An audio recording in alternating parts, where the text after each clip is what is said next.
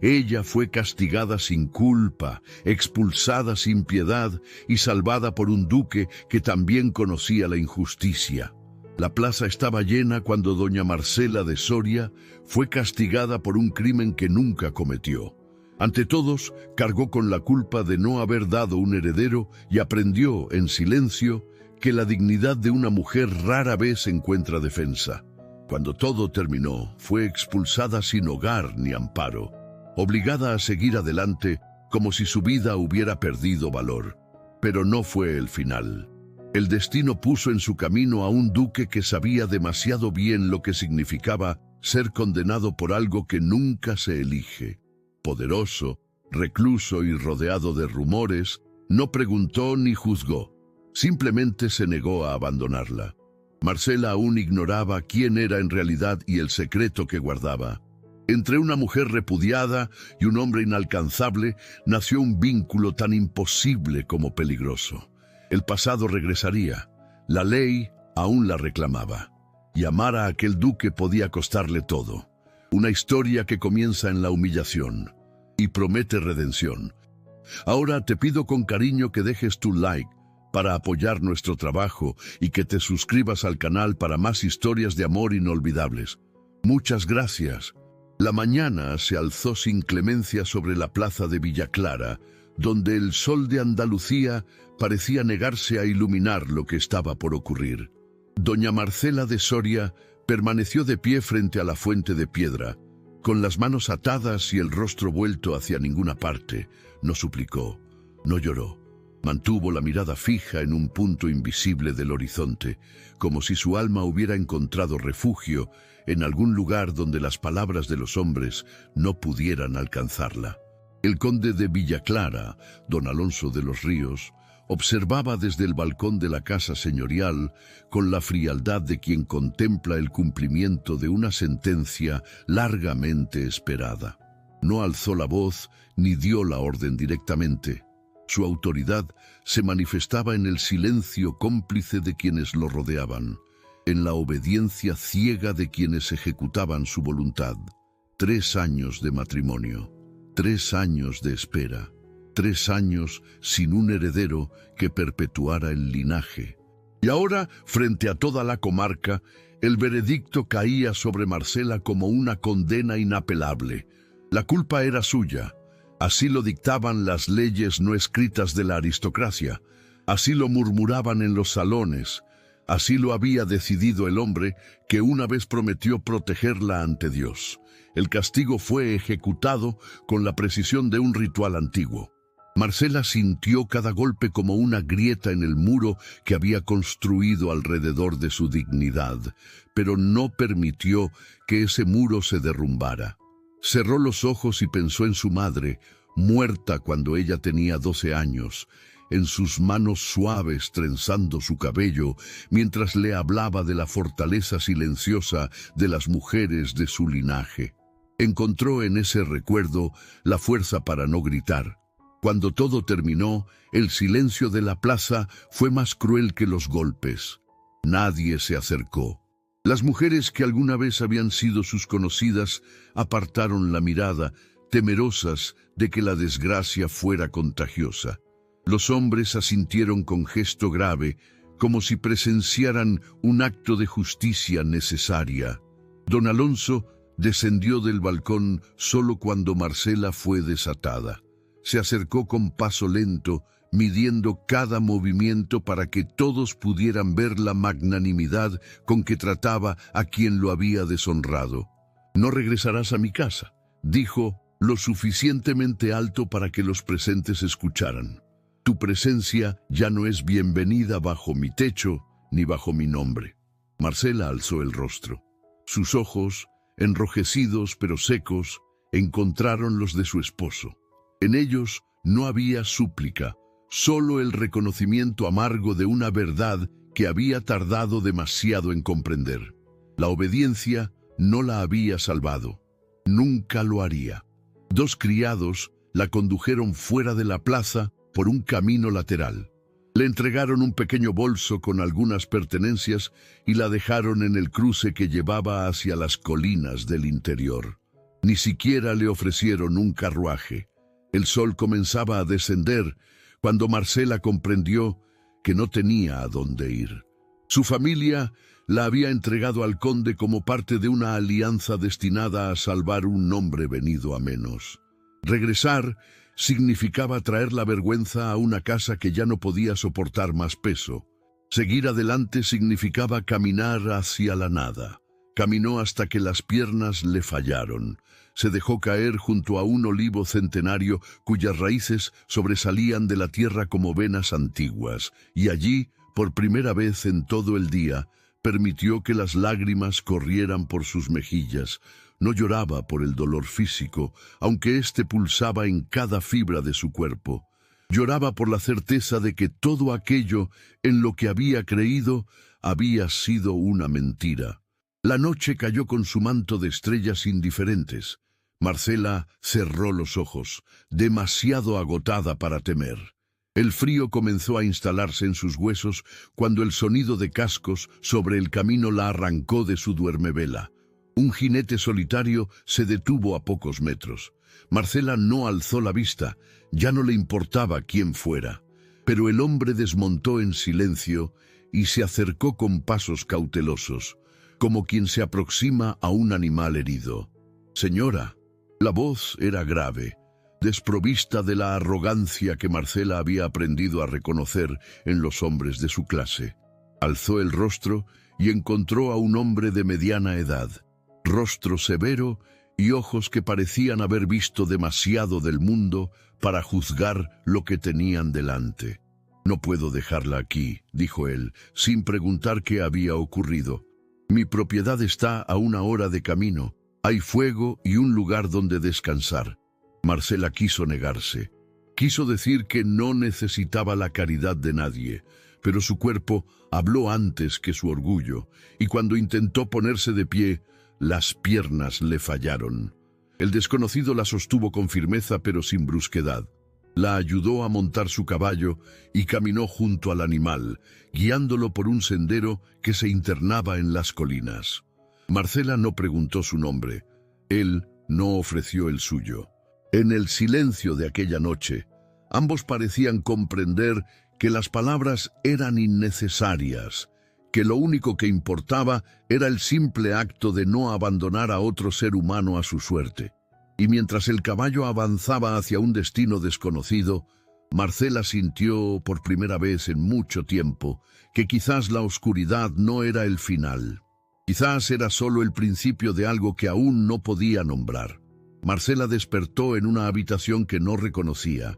La luz entraba tenue por una ventana de postigos entornados, dibujando líneas doradas sobre las sábanas de lino que la cubrían.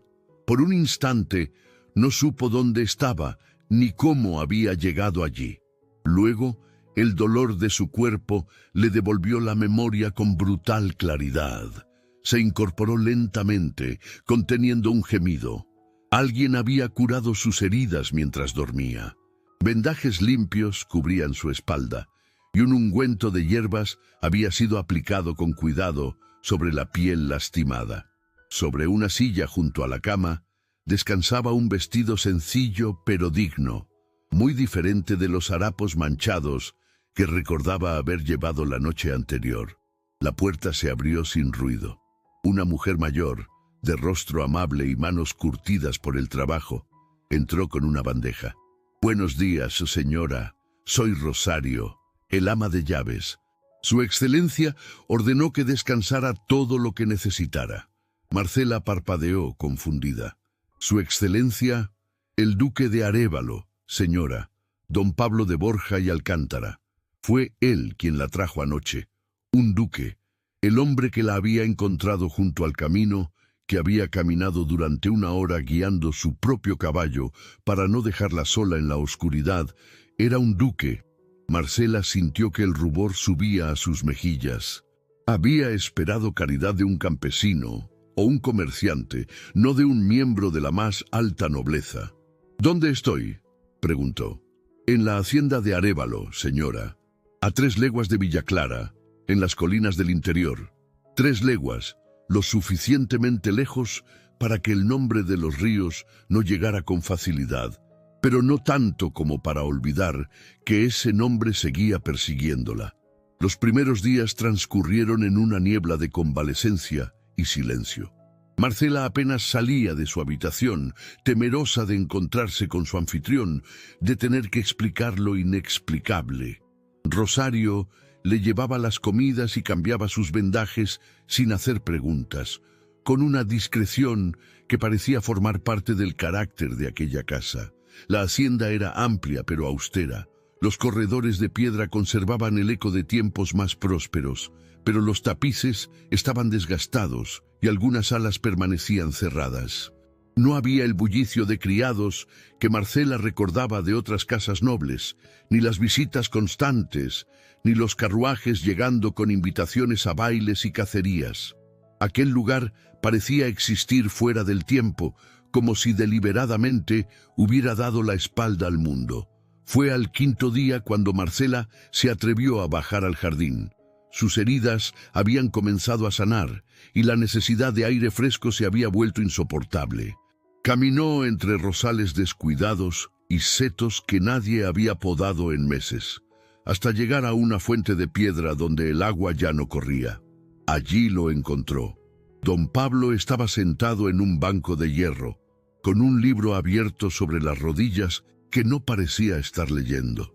Al verla, se puso de pie con un movimiento que delataba buena crianza, pero ninguna afectación. «Señora, me alegra ver que se encuentra mejor. Gracias a su generosidad, su excelencia», respondió Marcela inclinando la cabeza. «No sé cómo podré». «No hay deuda», la interrumpió él, con una firmeza que no admitía réplica. «No espero nada a cambio de lo que cualquier persona decente habría hecho». Marcela alzó la vista, sorprendida por la sequedad del tono. Había esperado cortesía calculada, quizás incluso insinuaciones veladas sobre lo que un hombre podría esperar de una mujer en su situación. En cambio, encontró un rostro que no pedía nada, unos ojos que no juzgaban. «Puede quedarse el tiempo que necesite», continuó el duque. «Esta casa tiene habitaciones de sobra y pocos habitantes. Su presencia no es una molestia». «¿No desea saber qué ocurrió?», preguntó ella, antes de poder contenerse. «¿Por qué me encontró en ese estado?». Don Pablo la miró durante un largo momento. En sus ojos había algo que Marcela no supo identificar. ¿Comprensión? ¿Reconocimiento? ¿El reflejo de algún dolor propio? «Sé lo suficiente», dijo finalmente, «y lo que no sé, no me corresponde preguntarlo». Se despidió con una leve inclinación y se alejó por el sendero de grava, dejando a Marcela sola con sus pensamientos y una confusión que no lograba disipar. Las semanas siguientes establecieron una rutina de distancias corteses. Marcela y el duque coincidían en las comidas, intercambiaban frases breves sobre el tiempo o la cosecha, y luego cada uno regresaba a su soledad. Él pasaba las mañanas encerrado en su despacho y las tardes recorriendo las tierras a caballo, siempre solo.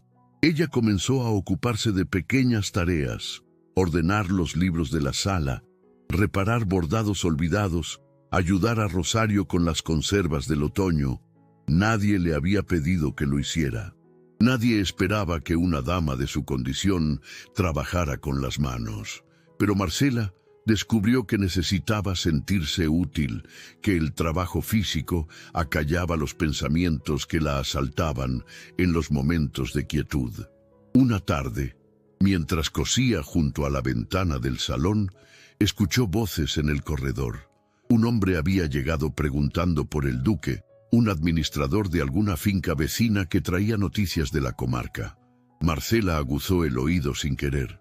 «Dicen que su excelencia ha perdido el juicio», murmuraba el visitante, «que se ha recluido aquí para esconder alguna vergüenza, que por eso nunca se casó». La respuesta del mayordomo fue seca y definitiva, pero Marcela ya había dejado de escuchar. Así que los rumores también alcanzaban al duque, así que él también cargaba con un peso que el mundo no comprendía. Esa noche, durante la cena, Marcela observó a don Pablo con ojos nuevos. Notó la tensión en sus hombros, la forma en que evitaba hablar de sí mismo, el cuidado con que mantenía las distancias, y comprendió, quizás por primera vez, que no era la única persona en aquella casa que había sido herida por el mundo. La desconfianza comenzó a transformarse en algo distinto. No en confianza todavía, pues ambos habían aprendido a desconfiar, pero sí en una pregunta silenciosa que flotaba entre ellos cada vez que sus miradas se cruzaban. ¿Qué herida te mantiene tan bien apartado del mundo? El otoño dio paso al invierno con una lentitud que Marcela agradeció en silencio. Cada día que pasaba en la hacienda de Arévalo era un día más lejos de Villa Clara, un día más en el que podía respirar sin sentir el peso del juicio ajeno sobre sus hombros. Las heridas de su espalda se habían convertido en cicatrices que ya no dolían al moverse, aunque sabía que nunca desaparecerían del todo. Eran el mapa de su humillación, pero también, de algún modo, que aún no comprendía, el testimonio de su resistencia. La convivencia con el duque había encontrado su propio ritmo. Ya no eran dos extraños que compartían un techo, sino dos soledades que habían aprendido a coexistir. Don Pablo seguía siendo reservado, pero sus silencios habían perdido la rigidez de las primeras semanas. A veces, al cruzarse en los corredores, intercambiaban una mirada que duraba un instante más de lo necesario. A veces, durante las cenas, él hacía una pregunta sobre los libros que ella había estado leyendo, y la conversación se extendía hasta que las velas se consumían. Una mañana de diciembre, Marcela encontró al duque en el salón principal, contemplando un retrato que colgaba sobre la chimenea. Era la imagen de una mujer joven, de ojos claros y expresión serena, vestida con la elegancia de otra época. «Mi madre», dijo don Pablo sin volverse, «murió cuando yo tenía 16 años». Marcela se acercó despacio, como si temiera romper algo frágil. «Era hermosa, era bondadosa», corrigió él. «La belleza se desvanece. La bondad permanece en quienes la reciben». Fue la primera vez que el duque habló de su pasado sin que ella lo preguntara. Marcela sintió que una puerta se abría, apenas una rendija, pero suficiente para vislumbrar algo de lo que había detrás. «Mi madre también murió joven», dijo, sin saber por qué lo compartía. «A veces pienso que se habría avergonzado de verme así, expulsada, deshonrada». Don Pablo se volvió hacia ella. En sus ojos había una intensidad que Marcela no había visto antes. «¿Deshonrada?», repitió como si la palabra le resultara absurda. «La deshonra no está en quien recibe la injusticia, señora. Está en quien la comete». Marcela sintió que algo se aflojaba en su pecho, un nudo que había estado apretando desde el día de la plaza. Nadie le había dicho eso. Nadie había cuestionado la versión que el mundo había aceptado sin reservas. «Usted no sabe lo que ocurrió», murmuró. «Sé que ninguna mujer merece ser tratada como usted fue tratada. Y sé que la incapacidad de dar herederos no es culpa que pueda atribuirse a una sola parte». Las palabras quedaron suspendidas entre ellos, cargadas de un significado que Marcela no se atrevió a explorar. ¿Cómo podía él saber eso? ¿Qué experiencia propia lo había llevado a esa conclusión? Los días siguientes trajeron una cercanía que ninguno de los dos había buscado, pero que tampoco rechazaron. Comenzaron a pasear juntos por los jardines, a compartir las tardes junto al fuego mientras la lluvia golpeaba los cristales. Don Pablo le habló de los libros que amaba, de los viajes que había hecho en su juventud, de las tierras que administraba con más deber que entusiasmo. Marcela le habló de su infancia en una casa venida a menos, de los sueños que había tenido antes de que el matrimonio lo sepultara, de la música que solía tocar en un piano que ya no existía. No hablaron de amor. No pronunciaron palabras que pudieran comprometer lo que estaban construyendo. Pero ambos sabían que algo había cambiado, que la distancia cortés se había transformado en algo más peligroso y más hermoso. Una tarde, mientras revisaban juntos las cuentas de la hacienda, sus manos se rozaron sobre un documento. Fue un contacto breve, casi accidental, pero ninguno de los dos la retiró de inmediato. Marcela alzó la vista y encontró los ojos del duque fijos en ella, con una expresión que mezclaba deseo y contención, como si luchara contra algo que no podía nombrar. «Marcela», dijo él, y fue la primera vez que usó su nombre sin el tratamiento formal. Ella sintió que el corazón le latía en la garganta. El sonido de su nombre en aquella voz grave era como una caricia inesperada. «Don Pablo». «Pablo», corrigió él. «Solo Pablo, cuando estemos solos». Era una transgresión pequeña, casi insignificante, pero en el mundo rígido de las convenciones significaba todo. Significaba que él la veía como igual, no como huésped ni como caridad. Significaba que entre ellos había nacido algo que no cabía en los moldes de la sociedad. Esa noche, Marcela se permitió imaginar un futuro que sabía imposible. Un futuro en el que no existiera un conde de Villaclara reclamando derechos sobre ella. Un futuro en el que pudiera despertar cada mañana en aquella casa, junto a aquel hombre que la miraba sin juzgarla. Se durmió con una sonrisa que no había conocido en años. Y por primera vez no soñó con la plaza ni con los golpes, ni con el rostro frío de su esposo. Pero la ilusión duró poco. Una semana después llegó una carta. Rosario se la entregó a Marcela con expresión preocupada, pues el sello era inconfundible, el blasón de los Mencía, una de las familias más influyentes de la comarca, doña Eulalia Mencía, prima lejana del conde y guardiana autodesignada de la moral aristocrática, escribía con palabras que destilaban veneno disfrazado de preocupación. Había llegado a sus oídos que cierta dama repudiada se encontraba residiendo en la hacienda del duque de Arévalo. Semejante situación, escribía, era inaceptable para la reputación de ambos. Si el duque no tomaba medidas, ella se vería obligada a informar al conde de Villaclara sobre el paradero de su esposa, porque Marcela seguía siendo su esposa. El matrimonio no se había anulado, solo interrumpido. Ante la ley y ante Dios, ella pertenecía todavía a don Alonso. Don Pablo leyó la carta en silencio. Cuando terminó, su rostro no mostraba sorpresa, solo una resignación antigua, como si hubiera estado esperando que el mundo exterior viniera a reclamar lo que la paz de aquella casa había construido. «No tiene que irse», dijo, con voz contenida. «Esta es mi casa, mis decisiones, pero las consecuencias serán suyas también», respondió Marcela. «No puedo permitir que su nombre sea manchado por mi causa».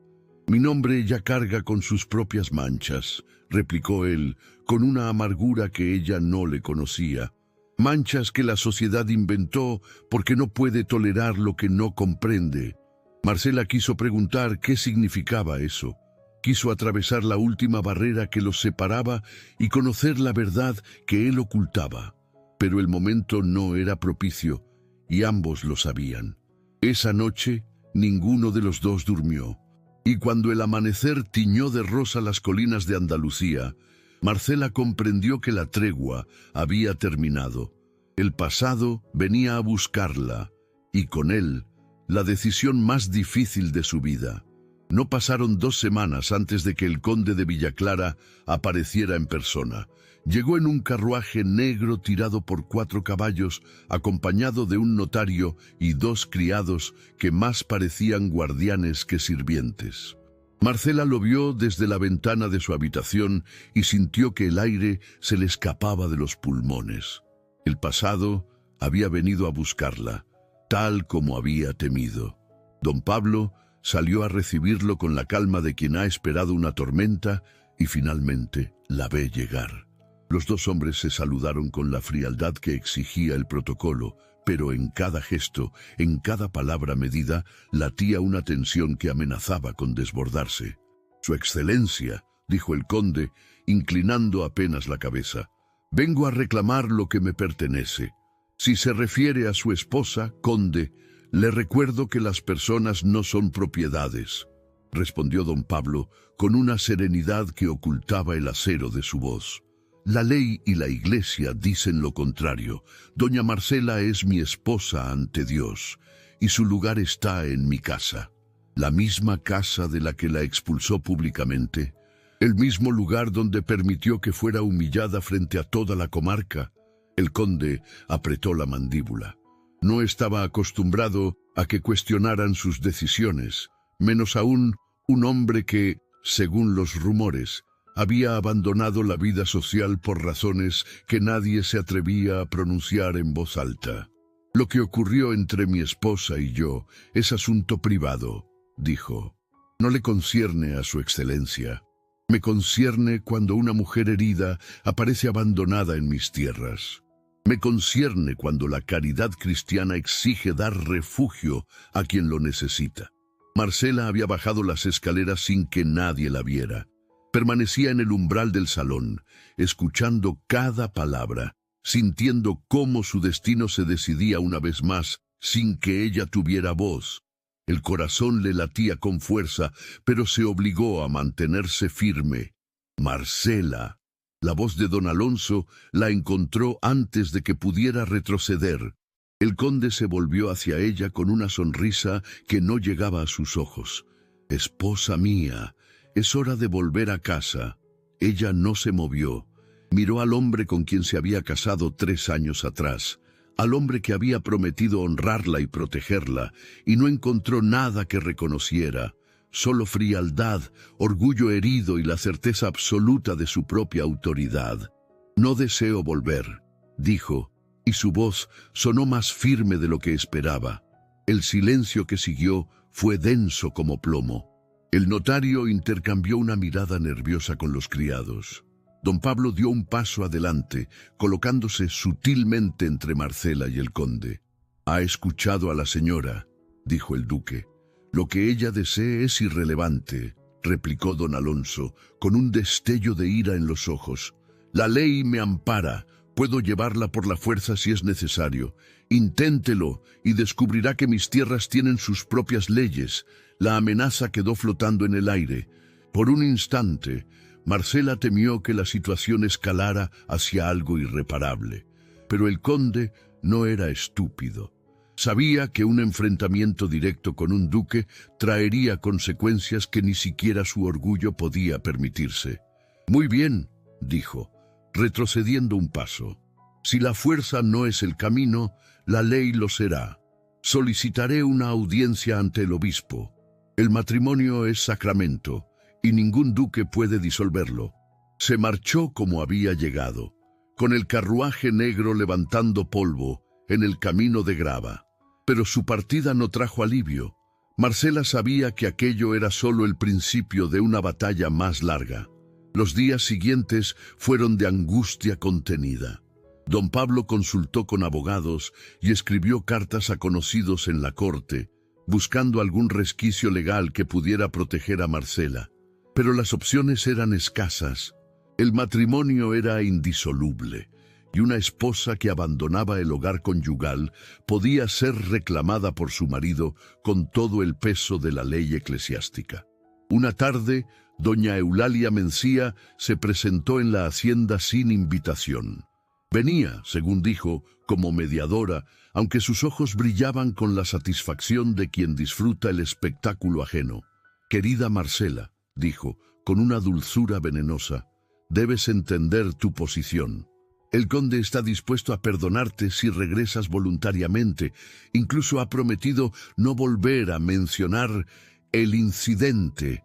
«¿Perdonarme?», repitió Marcela. «¿Perdonarme por qué exactamente?» «Por la vergüenza que has traído a su casa, naturalmente. 3 años sin darle un heredero. Cualquier hombre tendría derecho a preguntarse si la falta es solo de su esposa», interrumpió don Pablo, que había entrado al salón sin que nadie lo notara. Doña Eulalia palideció visiblemente. «Su excelencia, esas son palabras muy graves, no más graves que condenar a una mujer inocente por un fracaso que podría no ser suyo. La insinuación quedó suspendida como una espada sobre la conversación. Marcela miró al duque con ojos nuevos, comprendiendo de pronto lo que él había querido decir en tantas ocasiones anteriores. No era solo empatía lo que lo movía a defenderla, era conocimiento, era experiencia propia. Doña Eulalia se marchó poco después, balbuceando excusas y promesas de transmitir la posición del duque al conde. Pero el daño estaba hecho. Los rumores volarían por toda la comarca, las especulaciones se multiplicarían, y la verdad que don Pablo había guardado durante años comenzaría a filtrarse por las grietas de su silencio. Esa noche, Marcela lo encontró en el jardín, contemplando las estrellas con expresión ausente. La brisa fría de febrero agitaba los pliegues de su capa, pero él parecía no sentir el frío. «Hay algo que no me ha dicho», murmuró ella, acercándose despacio. «Algo que explica por qué me defiende con tanta convicción». Don Pablo guardó silencio durante un largo momento. Cuando finalmente habló, su voz era apenas un susurro que se perdía en la noche. «Pronto lo sabrá todo el mundo». Y en sus palabras, Marcela percibió no solo resignación, sino también el primer atisbo de una liberación largamente postergada. La audiencia ante el obispo fue convocada para el primer día de marzo. Don Alonso había movido todos los hilos a su alcance, y la Iglesia, siempre dispuesta a defender la santidad del matrimonio, había accedido a intervenir. Marcela debía presentarse en la catedral de la ciudad para responder por su abandono del hogar conyugal. La noche anterior, Marcela no pudo dormir. Caminó por los corredores de la hacienda como un fantasma, tocando las paredes de piedra, los tapices desgastados, los marcos de las ventanas por donde tantas veces había contemplado el amanecer. Aquella casa se había convertido en su refugio, en el único lugar donde había conocido algo parecido a la paz. Y ahora debía enfrentarse a la posibilidad de perderlo todo. Recordó cada momento de su vida anterior, la obediencia ciega, el silencio ante las humillaciones cotidianas, la esperanza de que algún día su marido la vería como algo más que un instrumento para perpetuar su linaje. Recordó el día de la plaza, los golpes que habían marcado su piel, el frío de la noche junto al olivo centenario, y comprendió, con una claridad que la estremeció hasta los huesos, que nunca había sido dueña de su propia vida. Siempre había pertenecido a alguien, primero a su padre, luego a su esposo, ahora a las leyes que la reclamaban como propiedad. Pero también recordó los meses en Arévalo, las conversaciones junto al fuego mientras la lluvia golpeaba los cristales, los paseos por el jardín entre rosales descuidados, la forma en que Pablo la miraba sin pedir nada a cambio. Recordó el momento en que sus manos se rozaron sobre aquellos documentos, el sonido de su nombre en aquella voz grave, la certeza creciente de que entre ellos había nacido algo que ninguna ley podía definir ni destruir. Al amanecer, encontró a don Pablo esperándola en el salón.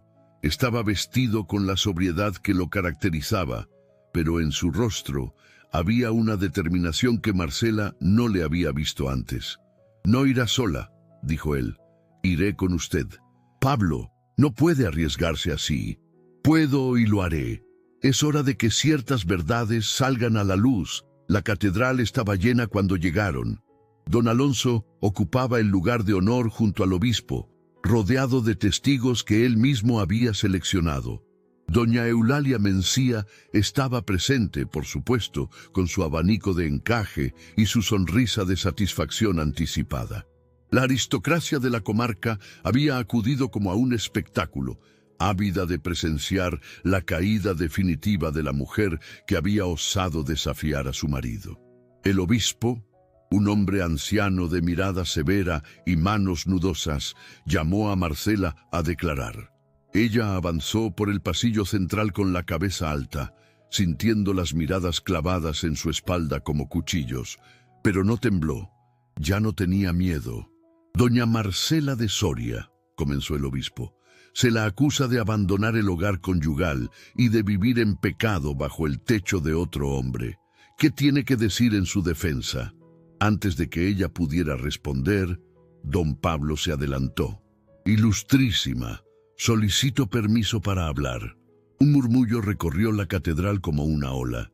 El obispo frunció el ceño, pero la autoridad de un duque no podía ignorarse fácilmente. Hable, su excelencia. Don Pablo se volvió hacia la congregación. Su voz, cuando habló, fue clara y firme, sin rastro de vergüenza ni vacilación. Durante años he vivido apartado del mundo porque cargaba con un secreto que sabía destruiría mi nombre ante la sociedad. Los médicos me lo confirmaron hace mucho tiempo. Soy estéril, incapaz de engendrar hijos, incapaz de continuar mi linaje. El silencio que siguió fue absoluto, tan denso que parecía tener peso propio. Doña Eulalia dejó caer su abanico. Don Alonso palideció visiblemente, como si le hubieran golpeado. Elegí el aislamiento antes que el engaño, continuó el duque. Elegí la soledad antes que condenar a una mujer inocente a cargar con una culpa que no era suya. Porque eso es lo que hacemos, ¿verdad? Cuando no hay herederos, culpamos a la esposa, la humillamos, la castigamos públicamente, sin preguntarnos jamás si la falta podría ser nuestra. Sus ojos encontraron los de don Alonso con una intensidad que no admitía evasión. Dígame, conde, ¿alguna vez consultó a un médico? ¿Alguna vez consideró que quizás el problema no era de su esposa? El rostro del conde se contrajo de furia. ¿Cómo se atreve? Me atrevo porque he visto lo que su cobardía causó. He visto las cicatrices en la espalda de una mujer inocente. He visto el precio que ella pagó por un fracaso que quizás nunca fue suyo. El obispo alzó la mano pidiendo silencio, su expresión transformada por la gravedad de lo que acababa de escuchar. Su excelencia, estas son acusaciones muy graves. No son acusaciones, ilustrísima. Son preguntas que nadie se atrevió a hacer, y le pido, le suplico, que las considere antes de obligar a esta mujer a regresar con un hombre que la destruyó públicamente sin prueba alguna de su culpa. Marcela sintió que las lágrimas corrían por sus mejillas, pero no de tristeza. Eran lágrimas de algo que no había sentido en años. Dignidad restaurada. Alguien había hablado por ella. Alguien había puesto en palabras lo que ella nunca se había atrevido siquiera a pensar. El obispo deliberó durante lo que pareció una eternidad, consultando en voz baja con los clérigos que lo rodeaban. Finalmente habló con voz solemne. La Iglesia no puede disolver un matrimonio válido, pero tampoco puede obligar a una mujer a convivir con quien ha demostrado crueldad manifiesta. Doña Marcela permanecerá bajo la protección del duque de Arévalo hasta que se resuelva una investigación más profunda sobre las circunstancias de su castigo. Don Alonso se puso de pie, furioso, el rostro enrojecido por la humillación. «Esto es una farsa. Exijo...» «No está en posición de exigir nada, conde», lo interrumpió el obispo con severidad. «Le sugiero que regrese a sus tierras y reflexione sobre sus acciones. La Iglesia estará observando». La multitud comenzó a dispersarse entre murmullos que resonaban bajo las bóvedas de piedra. Don Alonso se marchó sin mirar atrás, seguido de cerca por doña Eulalia, cuyo rostro había perdido toda satisfacción. La balanza había cambiado de lado, y ambos lo sabían. Afuera de la catedral, bajo el sol tibio de marzo, Marcela tomó la mano de Pablo por primera vez sin temor ni culpa. «Gracias», susurró, «por todo lo que has sacrificado hoy». Él la miró con una ternura que ya no necesitaba ocultarse. «No me agradezca todavía. Esto no ha terminado, pero al menos ahora tiene la libertad de elegir». Y Marcela supo, con absoluta certeza, cuál sería su elección. Los meses que siguieron trajeron cambios que nadie habría anticipado. La investigación ordenada por el obispo reveló testimonios de criados y vecinos que confirmaban la crueldad de don Alonso durante los años de matrimonio. Las voces que antes habían callado por miedo comenzaron a hablar, y cada palabra sumaba peso a la balanza de la justicia. El conde de Villaclara se retiró a sus tierras sin volver a reclamar a Marcela. No hubo disculpa ni reconocimiento de culpa, pero su silencio fue elocuente. La sociedad que antes lo había respaldado comenzó a mirarlo con otros ojos, y los salones que lo recibían con honores empezaron a cerrarle las puertas. No fue un castigo impuesto, sino la consecuencia natural de sus propios actos. Doña Eulalia Mencía descubrió que los rumores podían volverse en contra de quien los esparcía. Su papel en la humillación de Marcela salió a la luz, y su reputación quedó manchada por la crueldad que había disfrazado de preocupación. En la hacienda de Arévalo, la primavera llegó con sus promesas de renovación. Los jardines que Marcela había encontrado descuidados comenzaron a florecer bajo su cuidado. Los rosales volvieron a dar rosas, la fuente volvió a cantar y los corredores se llenaron de una luz que parecía haber estado esperando durante años. Pablo y Marcela no hablaron de amor con palabras grandilocuentes. Lo que creció entre ellos fue algo más profundo y verdadero. Una compañía elegida, un respeto mutuo, una ternura que se expresaba en gestos pequeños, una taza de té preparada sin pedirla, un libro dejado sobre la mesa con un pasaje marcado, una mano que buscaba otra en los momentos de silencio. El obispo emitió un decreto que permitía a Marcela vivir separada de su esposo de manera permanente, citando la crueldad comprobada. No era una anulación, pero era la libertad que necesitaba para construir una nueva vida. Una tarde de verano, mientras paseaban por el olivar donde se habían encontrado por primera vez, Pablo se detuvo junto al árbol centenario. Aquella noche, cuando la encontré aquí, pensé que el destino me había puesto una prueba, ver si era capaz de hacer algo bueno después de tantos años de esconderme del mundo. Marcela lo miró con ojos que ya no guardaban secretos. ¿Y qué descubrió? Que no era una prueba, era un regalo. Usted me devolvió la fe en que la vida podía ser algo más que soledad. Ella tomó su mano, sintiendo la calidez de su piel. Pablo, yo tampoco tengo forma de darle herederos. ¿Está seguro de que esto es lo que desea? Él sonrió, con una paz que Marcela no le había visto nunca. Lo que deseo es despertar cada mañana sabiendo que usted está en esta casa. El linaje terminará conmigo, es verdad. Pero quizás podamos construir otra clase de legado. Fue Marcela quien propuso la idea semanas después. En la comarca había un hospicio donde vivían niños huérfanos.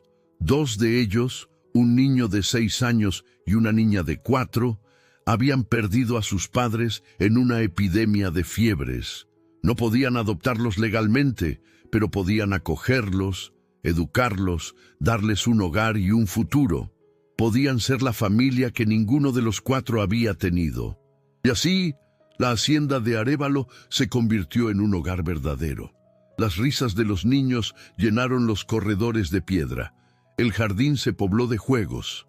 Y 2 personas que el mundo había juzgado como fracasadas encontraron en la elección de amarse sin condiciones la redención que habían buscado toda su vida. No fue un final de cuento de hadas. No hubo boda, ni coronas, ni fanfarrias. Pero cuando Marcela contemplaba a Pablo jugando con los niños en el jardín, o cuando él la encontraba leyendo junto a la ventana, ambos sabían que habían encontrado algo más valioso que cualquier título. Una felicidad construida con sus propias manos, a pesar de todo y contra todo. Y eso, al final, era lo único que importaba. Gracias por compartir conmigo este momento. Si aún no estás suscrito a Cuentos de Amor de Época, suscríbete ahora y activa la campanita para no perderte ninguna historia como esta. Cuéntame en los comentarios si te has identificado con algún personaje de esta historia. Quiero saber tu experiencia y cómo te ha hecho sentir. Y para marcar tu presencia, escribe en los comentarios la palabra Navidad. Nos encanta saber quiénes nos acompañan hasta el último segundo. Y no te vayas todavía.